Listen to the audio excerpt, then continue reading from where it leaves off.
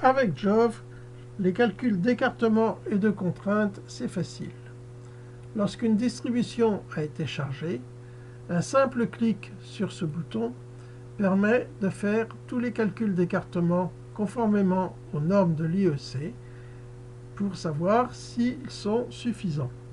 En cas de problème, si les données de base ont été faites en donnant les possibilités de correction automatique, un simple clic sur le bouton ambulance permettra de résoudre le problème.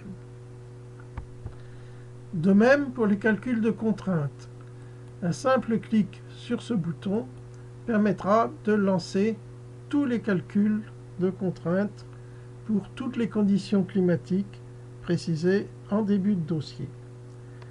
Dans le cas des pylônes, si le détail des barres a été saisi, les forces subies par chacune de ces barres et entre chaque nœud de la structure seront calculées.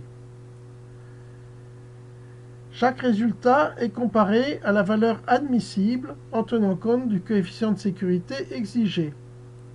Si une seule des valeurs dépasse la limite admissible pour au moins une des conditions climatiques sur l'un des onglets où sont affichés les résultats, le dessin associé à cet onglet sera remplacé par une main pointant un index entouré d'un ruban rouge. Il est donc possible de voir s'il existe un problème quelque part du premier coup d'œil, sans avoir à faire afficher successivement chaque onglet pour chaque condition climatique. Ces calculs concernent donc la contrainte dans les câbles, dans les chaînes d'isolation, sur les pylônes et avec un certain nombre d'autres renseignements tels que les flèches, avec des calculs parfois assez complexes pour savoir quelle sera l'implantation exacte à donner à la chaîne d'isolation, les porte-poids, les porte-vents, les positions des pinces dans les différentes conditions climatiques.